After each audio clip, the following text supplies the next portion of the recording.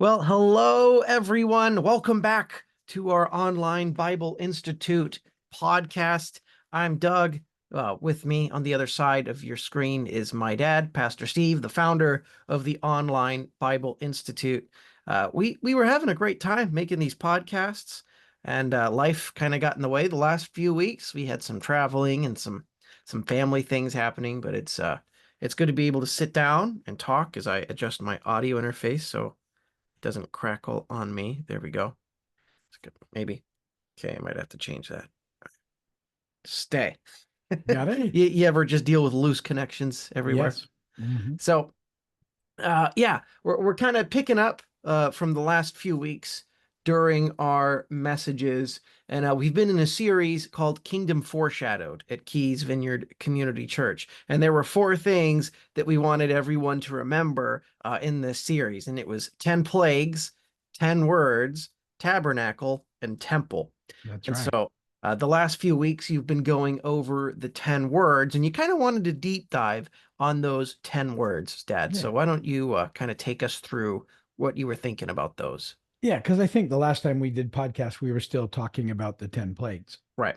And the 10 words, I think the things that are important, I think, for people to grasp, and I say this a lot. So we call them 10 words instead of 10 commandments, because when people hear commandments, I think that they go to that those are rules, and that somehow the 10 commandments became the 10 rules. These are the 10 things I need to do to be right with God and go to heaven. And it's just so misses the mark. It's not, that the first thing that I tell people is that these were given, this document, these words were given to people who'd already been rescued and delivered, not as a way to be rescued and delivered. That's important to know. Mm. And the 10 words is really a better translation. It ties them to the 10 times that God speaks back in Genesis 1 during creation. So God speaks 10 times. If you go and count them, and God said, and there's 10. And that was how he ordered, brought order out of chaos, and creation came from that. Now he's taking his people, and he's sort of, he's ordering community, if you would, or family, or this is a love document of 10 words, and they are all about loving God all in, when Jesus summarizes it, and then loving your neighbors yourself. And the breakdown is pretty clean. It's the top three are about loving God all in. The fourth one is about Sabbath, and I think that's how we love ourselves. And then the last of the list are all about loving others. And that when you start looking at them that way, they're just not rules. If you're loving well, this is the things you do. The other really important thing to note was that they were given um, after God had already begun teaching them they could trust Him. So we took a time and looked at how after they're delivered, which was a big deal, and they're on the right side of the Red Sea, um, that God immediately takes them into the wilderness, like a desert. And it's a big group of people, right? And how are you going to provide for a big group of people in a desert? And it's in that setting that God does that on purpose, so they can see that God is the one who provides for them, not anything else. That no matter what the circumstance, they can trust God to take care of them. And He begins to provide for them. He provides for them water. He provides for them manna, and the manna, it's provided in a way where they're told, listen, take enough for the day. Daily bread, that's the connection. And don't take any more because it'll turn bad on you. And they don't listen, and they try and stockpile it and gets maggots and worms. So they realize that he means what he says. And then fascinatingly, in the introduction of a Sabbath day, he says on that day, the day before that, get 2 days worth. So you don't have to do any work on that day. And then it won't go bad on you. And it doesn't. Same manna, but that's got a 2 day threshold. Right. Well, they're learning to trust him. And then they end up at Mount Sinai, and God has Moses come up, and he spends 40 days with him. And while he's there, he gives them these 10 words. And it's about how they're supposed to love him and love others. And so it's a love document. It's not a bunch of rules. And you need to start to see them that way, And I think it really changes the impact that the Ten Commandments has. And then when Jesus starts to break them down into what's the most important command, we looked at this Matthew 22 a lot. Love God all in, love your neighbor as yourself. It begins to make that sort of sense, and that the trust that they develop. See, if you don't trust God, you can't love God. And if you don't know that He's faithful, you'll never get to a place of rest, because it will always be about you trying to figure everything out and making everything work. And so that's why that trust component was so important. So when we discussed the 10 words, we looked at that first command for, the first word that talks about, love me above all else. I'm God. And don't worship the false gods. That's what the first one is. Don't worship the other Elohim, even though they demanded worship me. I'm the real God, and you can trust me. And then the 2 and 3 sort of push into truth and commitment, and we talked about that. The second command's a big deal because people say, well, it's just like the first one. It's not. The first one is don't worship false gods. The second one is don't worship a god of your own imagination. That's a big problem culturally, is that we often we want to make God into the image that we want him to be, put him into a box that we can control, Sure. make him like we want. And people say all the time, well, I couldn't believe in a God who does this or that or this or that. And you have to believe in God as he reveals himself to us in his word. That's who he is, not who we want him to be. It's who he is. But that's that whole, we keep wanting to define good and evil for ourselves thing. And then, we have to make a commitment to that we're going to love him all in. So we get to that fourth one then, which is all about Sabbath. And here's where I think people struggle with Sabbath.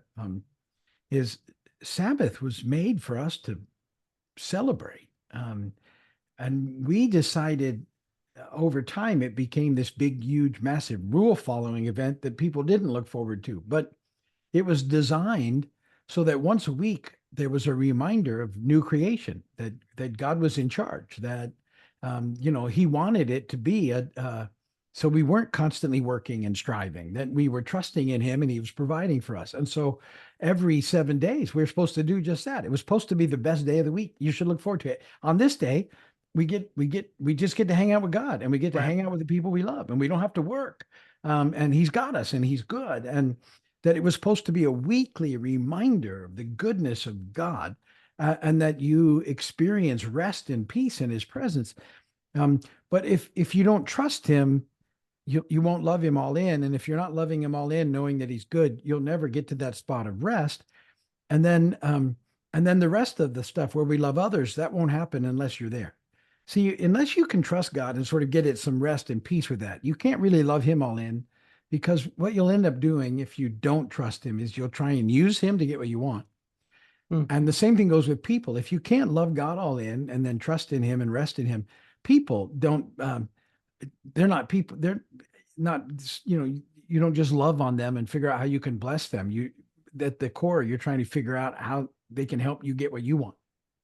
And neither one is how this is supposed to be. As God's people, we're supposed to love differently. And so all of those things are really working together in a fascinating way. And if you can step back and see them, well, this is a love document, not 10 rules.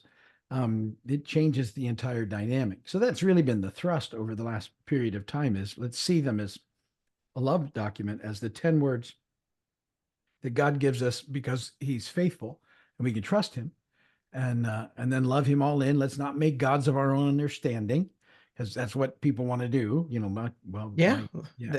they want to fit God into, well, why don't you, you know what I mean? And then we're going to commit to follow him.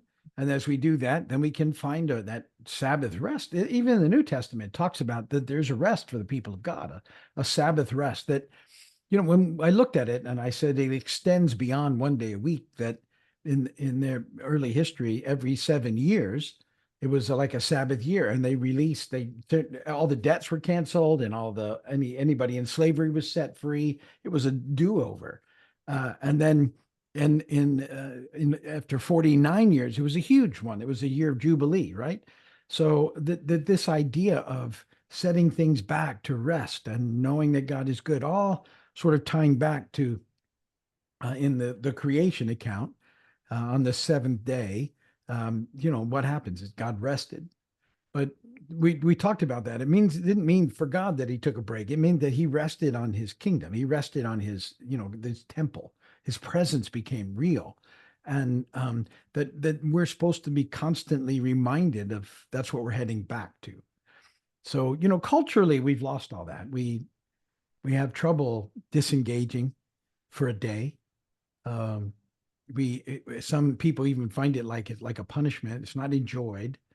And that's sad that that's been lost, because it really should be something that's cherished and looked forward to. Like, wow, there's a day every week where I can breathe and relax and don't have to push and go and go. And I just trust God, and I love on him, and I love on my family, and we do fun things, and we hang out, and, we step away, and we're reminded of the goodness of God. And I think I encourage people even then, if a day seems you can't do a day, do a half a day, do something, but begin to get the feel for that rhythm.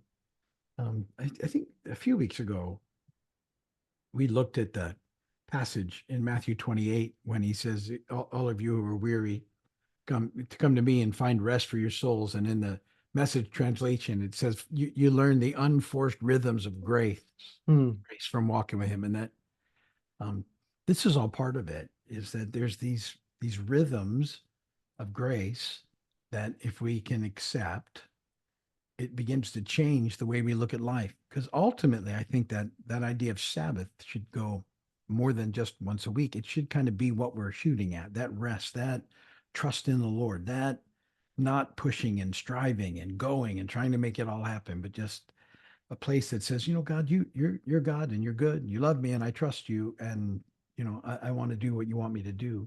That's where we begin to experience life a little differently. So that's kind of what was wrapped up into the whole 10 words, is that don't just look at those are the 10 commandments. We saw them posted on wherever they post them when I were kids. They've taken them off a lot of places now, in a lot of government buildings and courthouses and stuff, which reinforces the whole idea of the rules, right? Yeah, sure. You get that. Yeah. Even in school time, you're sort of told to follow the rules, right? So yeah, that's how like our imagery of what we see throughout our time impacts the way we view the Bible and our faith. And it's just it's been good to kind of shift that thinking. Yeah. And Paul, we looked at this week, the Apostle Paul, actually in Galatians 5, fascinating chapter. That's the one I used to really talk about the back half of the commandments. Because now what's cool is, now that there's a foundation set, now we can, when we're in the New Testament, we can see that they were talking about the Old Testament, and that Paul is clearly saying that, because he says all the law is summed up in this one command now: love your neighbor as yourself, or love your neighbor. And that he's not saying that the others don't happen. He's saying you have to love God all in, or you can't do this. And that when Jesus talks about the two, he's actually elevating the love your neighbor to the same status as love God all in. Because love God all in, that's the Shema from Deuteronomy, which they would have all known, right? It's the confession of faith, basically, for the people of Israel. But this Levitical law that he brings up from Leviticus, I think it's 19:18 or 18:19, it's one of those two, is love your neighbor as yourself. They knew that. But when Jesus elevates them, because I think what Jesus was doing, he was saying, you say you love God all in. You can say that. That's what religious people do. Yeah, sure. I love God all in. But unless you love your neighbor as yourself, you're not loving God all in, because that's the byproduct. And that's, and so Paul was picking up on that when he talked in Galatians 5 about it ultimately moves into Holy Spirit and the fruit of the Spirit. And we made that connection, that all of that is relational and is what's supposed to be produced in us as we yield to Spirit. And it's all about loving people well. Love, joy, peace, patience, kindness, goodness, gentleness, faithfulness, self-control. Those are all, love things. So that's the flow of the 10 words. Yeah, that's a great tie-in, taking the, we got things from everywhere, and, where you tie in the 10 words to Paul in the New Testament. These Old Testament, New Testament tie-ins have been very helpful. And you've got another one coming up in our next message, or we've got another one coming up, which we'll talk about in our next episode, because we gotta have that tie-in, tabernacle. There's next episode, and we'll do a lot of New Testament, Old Testament tie-in with that too. Yeah. Yeah. So again, thank you all for watching. It's been a lot of fun being here, and hopefully you've enjoyed these talks too. It's our encouragement to just talk about our messages at Keys Vineyard more, and we feel like that's helpful as you're uh, you know doing this journey with us. That you can kind of get a little behind the scenes insight. So that's really cool. Keep at it, keep up the good work. I'm trying my best to keep up my own studies as well, but Good. like I Yeah. said, seasons of life make that hard, and that's why the online Bible Institute's so nice. You just pick it up right where you left Where off, you and that's can, yeah. okay. Yeah. And if you're really cool, you hang a guitar on your wall. Or two. I will see you're twice as cool as Yeah, it's me. twice as cool. I have more on the other wall. You I just know. can't I see just have one. Yeah. it. Yeah. All All right, right. cool. Great. Well, join us next week for our next episode. We will see you soon.